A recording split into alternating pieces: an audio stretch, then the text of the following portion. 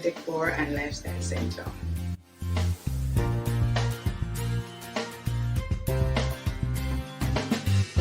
Welcome back. If you're new, I'm Charlene, and I'm pleased to have you on this side.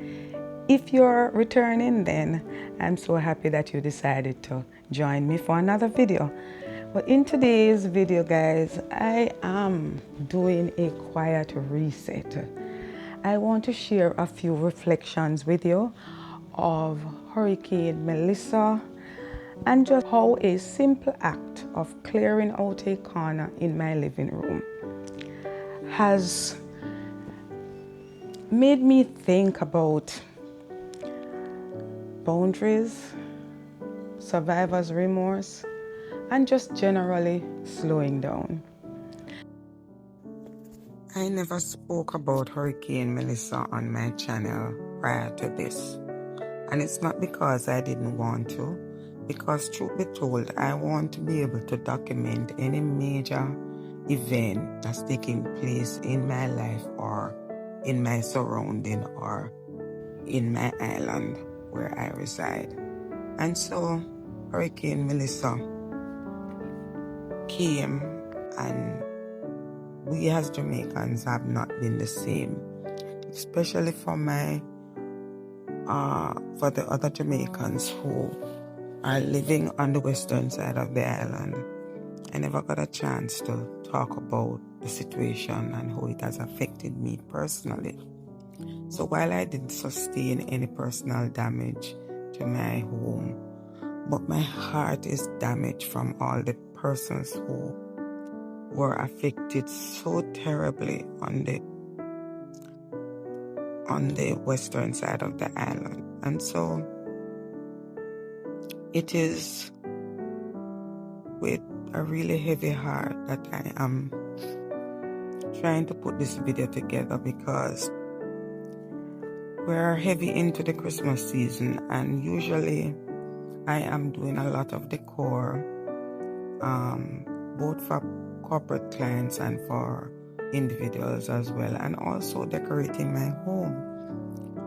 And I haven't been able to do that. I don't have the energy at all to put into decorating spaces. But I decided this week that I wanted to at least address the issue. I was particularly saddened when I finally got a chance to speak with my nephew, who I have been trying to call after Hurricane Melissa and couldn't get through to him for weeks. And when he finally got a call through to speak with me, he recounted his experience after living in his mother's home in Westmoreland. Now, she had to be removed earlier this year to a home facility, and so she no longer lived in that house, and so he was still there. But I didn't hear from him for weeks after Melissa. And when he sat down to talk to me about how he survived the hurricane after the roof blew off, that was the closest encounter I was having of a family member. And so when I see the pictures on social media or in the print media of how persons are living on the streets, no food to eat, no clothes to wear, just living out into the elements, it has really, really rocked my soul. And while I did do some donations quietly, because I'm one of those who don't think I need to show what I'm giving, and my donation will be ongoing, actually. In essence, my nephew survived Hurricane Melissa by sitting on a stool in one of the arches in the house under an umbrella. I will play a little bit of the clip that I recorded while he was talking to me, because that I really wanted to capture and to get the authenticity of what he was experiencing in those moments.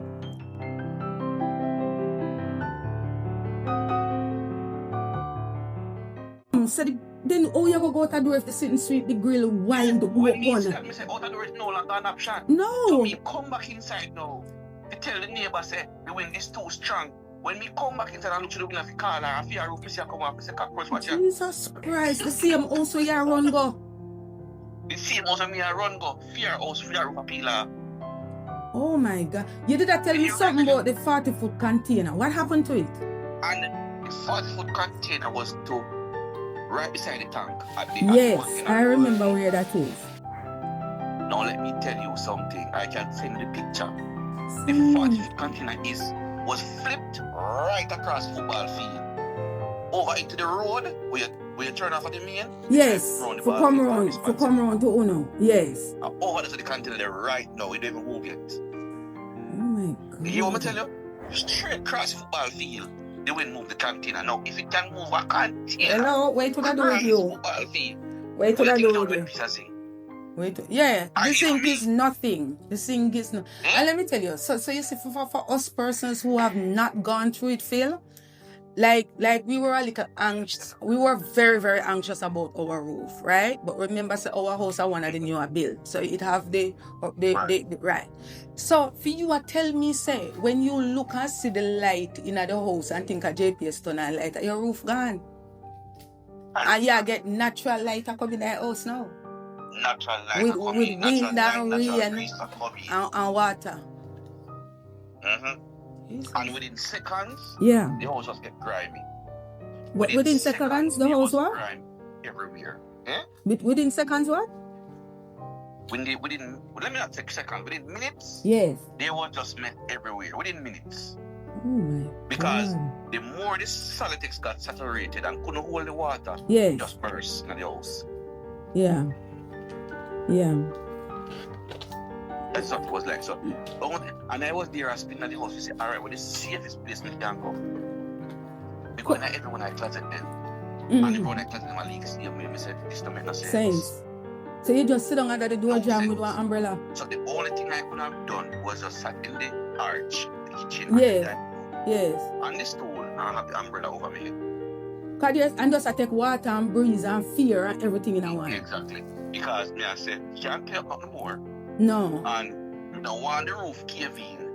And you drop down on it. Drop down on it. So I said, yeah, the arch would have been the more ideal place. So even if it comes down, it now come down directly on me. Yes. That's just what I did. Yeah, yeah. Question though, how fast the water was moving out of the house? Did the water build up so that you got scared, or it was running out as it came? No, it never. No, there was water in the house, but not rising level water. Okay. No. Okay. Level wasn't rising. Because that would have been worse. But, you know? Right, but for anywhere in the house that wasn't level, yes, water started to settle. Okay, gotcha. There was water everywhere, you know. I understand, but it's running off. Parts, water settled more than so. Yes. Yeah.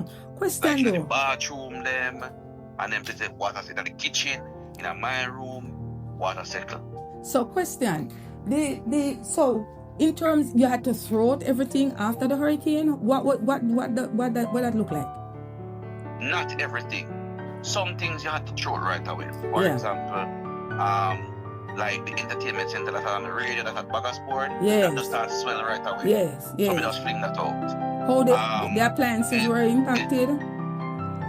Yeah, man. TV gone, the radio gone. We could have saved them in time. The fridge gone too. We could have saved those in time. No, the fridge was okay. Because even after this time, I had an inverter that I was running the fridge. Yes. I had stuff in the fridge. Yes. So I used the inverter to run the fridge. Yes. The 2 days that I was down there. Right.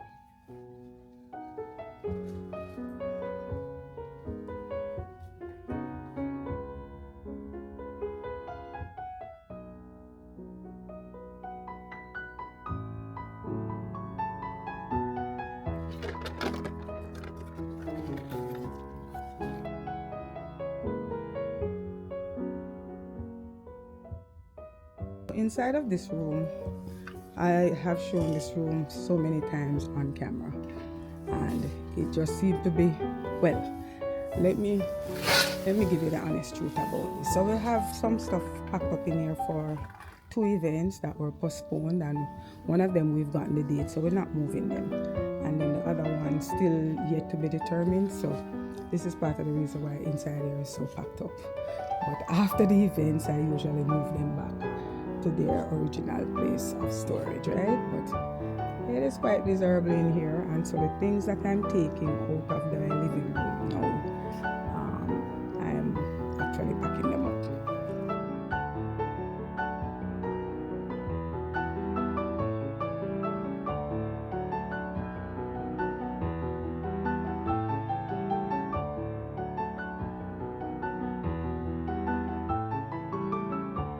I have been wanting to do this for the last couple of days. I started and then I stopped. And so I got up this morning and I actually cleared the corner, but a while ago when I was deciding to pack away them, because I placed them in the sofa over on this side and decided that I was gonna move them out now. It got me thinking. And I was saying to myself, the reason why these things ended up in the corner here, because they were actually packed for a project. And this project was supposed to be a staging. Now, I had offered my services free to a friend to show them what their new place would look like. But then it turned out that, so the staging is really where you just set up the place so that you give the person a chance to see what the place could look like. And then any item from what you had placed in the setting, if they were interested in that, then they could now have those if they were available for sale, or I could find suitable replacement. Now, in doing this, I honestly didn't dot the I's and cross the T's. I didn't put my terms into writing. And so when it was time for me to go now and execute this job, I realized that either the communication or the expectation was a little skewed. And I said to myself that I had to fix this. So I did draft up a term of, explaining basically how the staging works. Because usually when you're doing something like this, you charge for the rental of your items if you have to leave them in the space. And depending on how that goes, then you can decide if it's gonna be a daily rental or if you're going to be renting for a particular period, right? And so I do a lot of this in staging. And so that was the thinking, that I would give my services free, set up the place, And then if the person saw anything in the space that they like, or if they like the layout and all of that, then most of the items would be available for sale that I was staging. And if they didn't like a particular item, then I could find a suitable replacement.